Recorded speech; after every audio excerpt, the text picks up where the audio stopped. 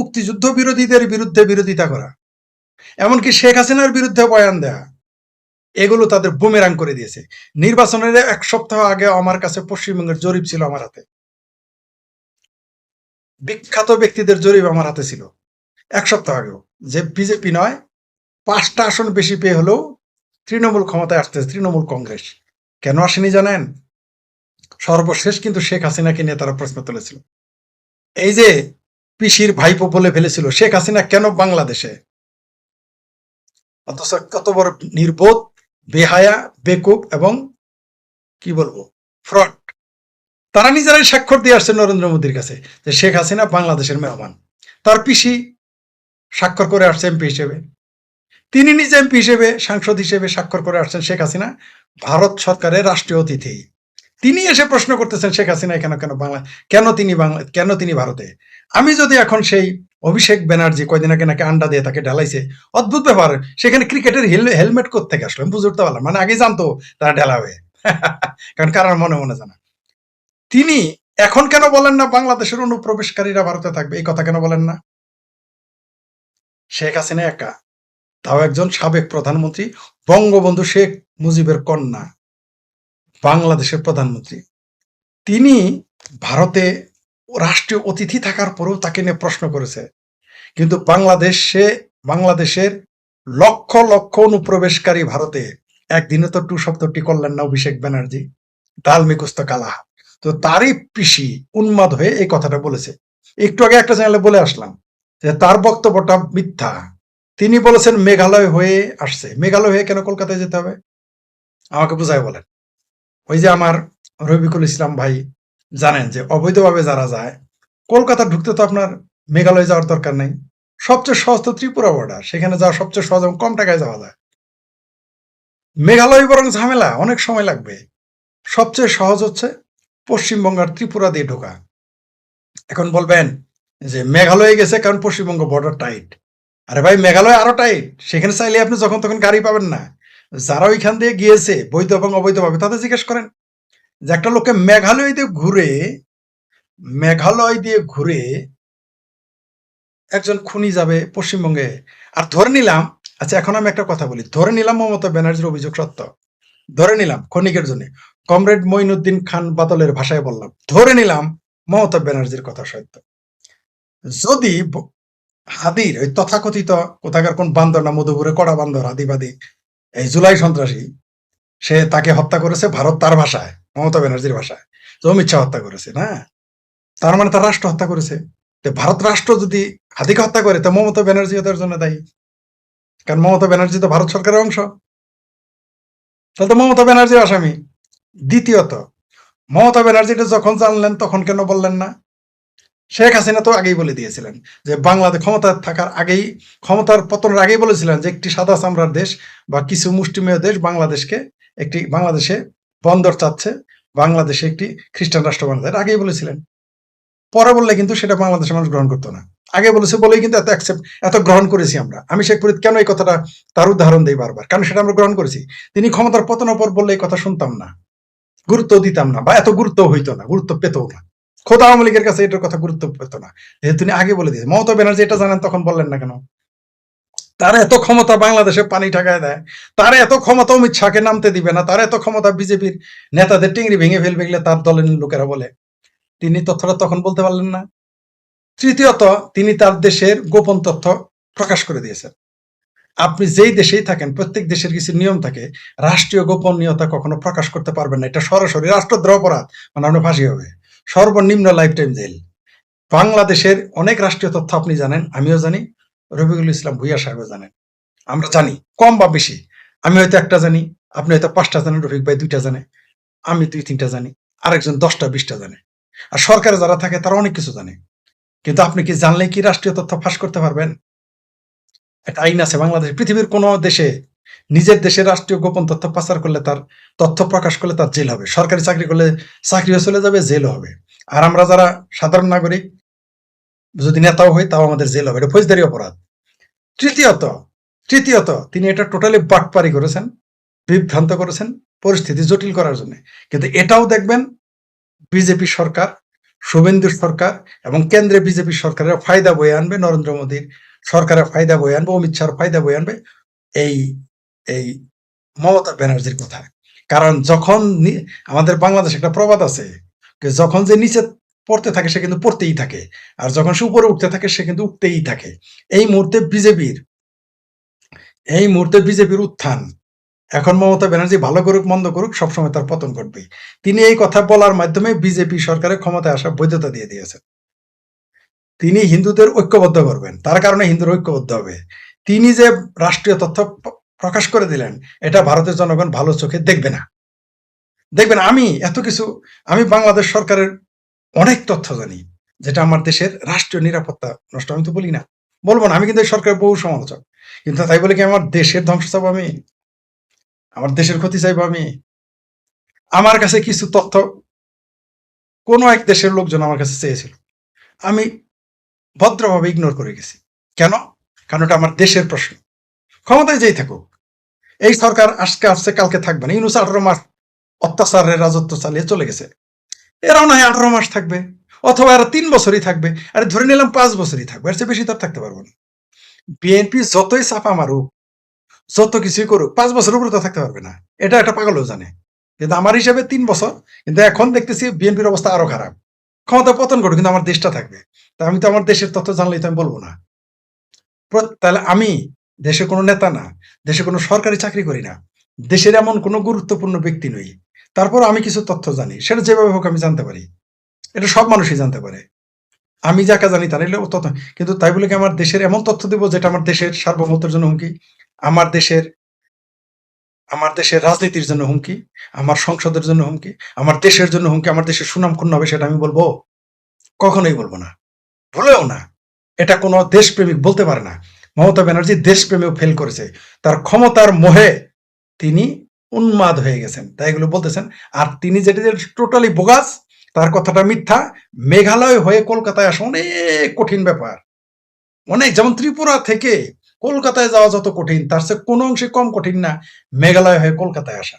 সহজ পথ রেখে আমি কেন ওদিক দিয়ে যাব, বা কেউ যাবে? যারা মার্ডার করতে পারে বাংলাদেশে এইরকম একটা উত্তাল সময়ে, সেই ব্যক্তিরা কি কম চালাক? তারা ওইখানে যাবে তো কত দেশেই তারা যাইতে পারে, তারা ভিসা নিয়েই তো যেতে পারবে, পালায় যাবে কেন? এই দেশে হিন্দুদের গালি দেওয়া, পুলিশকে মেরে ফেলা, পুরে মেরে বলা, দাবি করা লোক ভিসা নিয়ে ইন্ডিয়া যায় নাই। এই যে মেহেদি নাকি কি যার নাম, সে যায় নাই, ভিসা নিয়েই তো গিয়েছে। ভিসা নিয়ে যারা যেতে পারবে তারা এত দূর দিয়ে ঘুরে যাবে কেন? এটা মমতা ব্যানার্জি একটা, মানে ওই যে বললাম, নিজের নাক কেটে পরের যাত্রা, অর্থাৎ শুভেন্দু অধিকারীর যাত্রা ভঙ্গ করতে চায়। বরং এটা বলে শুভেন্দুর হাতকে রেখে বিজেপির হাতকে, তৃণমূল কংগ্রেস নিজের ধ্বংস নিজে ডেকে আনছে, বিজেপির হাতকে শক্তিশালী করেছে। আপনি দেখেছেন যে আজকেই অলরেডি তৃণমূল কংগ্রেস 2 ভাগ হয়ে গেছে, এবং এই যে 2 ভাগ হইল, আর কোনোদিন জোড়া লাগবে না, আর কোনোদিন তৃণমূল কোনোদিনই পশ্চিমবঙ্গের ক্ষমতায় আর আসবে না। প্রশ্ন এসে নাই, দলটা আস্তে আস্তে ভ্যানিশ হয়ে যায়। কারণ মানে না কি, বিনাশকালে বুদ্ধি নাশ হয়। মমতা ব্যানার্জির বিনাশকালে বুদ্ধি নাশ হয়েছে বলে এই কথা বলছে। আর এটা একটা পুরোটাই মিথ্যে কথা, পুরোটাই মিথ্যা কথা। আর আপনিও নিজেও দেখালেন যে হাদির ভাই দাবি করেছে জামাতের পিএস নাকি এপিএস এর সাথে জড়িত। 1 কদম না 10 কদম এগিয়ে দিল মমতা ব্যানার্জির এই কথা। হাদি হত্যার ব্যাপারে সরাসরি কিন্তু হাদির নাম একটু ঘুরিয়ে ফিরিয়ে বলেছে। তিনি কি বলেছেন? টোটালি ঘুরিয়ে। এবং বাংলাদেশের পররাষ্ট্র প্রতিমন্ত্রী কি বলেছে শুনেছেন কি?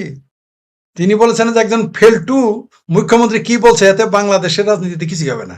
এটা বাংলাদেশের পররাষ্ট্র প্রতিমন্ত্রী কিন্তু এই কথা বলেছে, বিএনপির পররাষ্ট্র মন্ত্রী।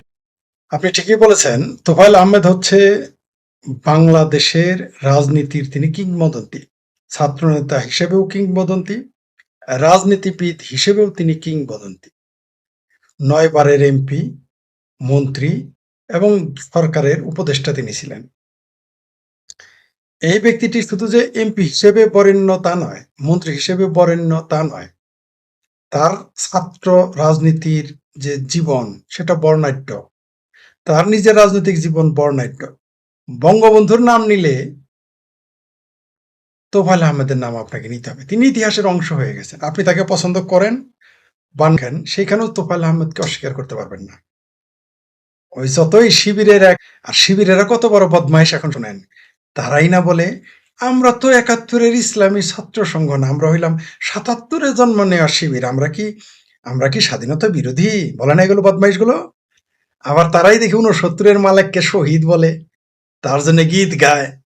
তো ৬৯-এর ইসলামী ছাত্র সংঘের জন্য যদি তোমার এত দরদ উঠে, তাহলে আমরা যে দাবি করি বা আমরা যারা বলি যে শিবির হচ্ছে সে ৭১-এর ইসলামী ছাত্র সংঘেরই নয়া ভার্সন, নতুন বোতলে পুরনো মদ, আমাদের কথাই তো সত্যি হয়ে যায়। নাহলে হঠাৎ করে তাদের মালেকের নামে এত দরদ উঠলে উঠলো কেন? ওরা তো ইসলামী ছাত্র সংঘ, তারা ৭১-এর বিরোধী ছিল। হঠাৎ করে এখন মানে জাতে মাতাল তাহলে ঠিক শিবির আমরা জানি। যাই হোক, তার জানাজাকে ঘিরে বিতর্ক এবং বিরোধিতা করার মধ্য দিয়ে বিএনপির নেতারা কিন্তু তাদের যে জানাজা হবে সেটাকেই তারা অনিরাপদ করে তুলল। এটা আপনি লিখে রাখতে পারেন। তোফায়েল আহমেদের জানাজায় যারা বিরোধিতা করেছে, যাদের ভিডিও আছে, তাদের বাপ মায়ের জানাজা যদি আওয়ামী লীগের আমলে হয়, সেখানে মনে হয় না সেটা অনুষ্ঠিত হইতে দিবে। কারণ ওই ভিডিওগুলো তারা সংগ্রহে রেখেছে, ওই ছবিগুলো তারা সংগ্রহে রেখেছে। বাংলাদেশ আওয়ামী লীগ ক্ষমতায় আসবে এমন নয় যে আর কোনোদিনই আসবে না। তারা তো মনে করতেছে বাংলাদেশ আওয়ামী লীগ আর কোনোদিনই ফিরবে না। এই আশায়, এই বোধে আমার ভাবির পোলারা, বিএনপিরা সহ এরা যা ইচ্ছা তাই ধরাকে সরা জ্ঞান করতেছে। কিন্তু আমরা জানি আমাদের বয়স খুব বেশি না, কিন্তু যতটুকু বয়স ততটুকুর মধ্যেই কত নেতা পাতি নেতাকে, কত অজগর সাপকে ধরা সাপ হইতে দেখলাম, কত ধরা সাপ, কত লাইডুগা সাপ, তারপরে দুধরাজ সাপকে অজগর সাপ হইতে দেখলাম। এই বয়সে কম দেখি নাই।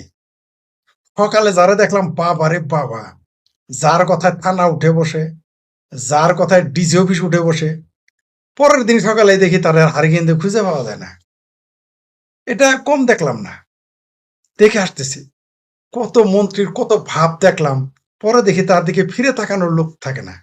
সব সরকারের আমলেই দেখেছি, কোনোটাই বাদ হয় নাই, মাশাল্লাহ। তো এইবারও যারা মনে করতেছে যে আওয়ামী লীগের নেতাদের জানাজা হইতে দিবে না, রাগটা কেন? অনেকেই রাগ করেছে, আমিও ক্ষুব্ধ, কিন্তু আমি রাগ করি নাই। কেন জানেন? কারণ এরা তো তোফায়েল আহমেদের বিরোধিতা করবেই।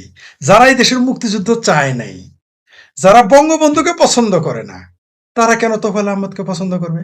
কারণ বঙ্গবন্ধু শেখ মুজিবুর রহমানকে বঙ্গবন্ধু উপাধিটা কে দিয়েছে? ছাত্র জনতার পক্ষ থেকে, শ্রমিকের পক্ষ থেকে, কৃষকের পক্ষ থেকে, জনসাধারণের পক্ষ থেকে, বাংলাদেশের মানুষের পক্ষ থেকে এই তোফায়েল আহমেদই বঙ্গবন্ধু উপাধি শেখ মুজিবুর রহমানকে দিয়েছিলেন। তো তারা তো তোফায়েল আহমেদকে পছন্দ করতে পারবে না। যারা বঙ্গবন্ধুকে ভালোবাসে না, পছন্দ করে না, বঙ্গবন্ধুর নাম শুনলে যাদের শরীরে আগুন ধরে, তারা তো তোফায়েল আহমেদকে অপছন্দ করবেই।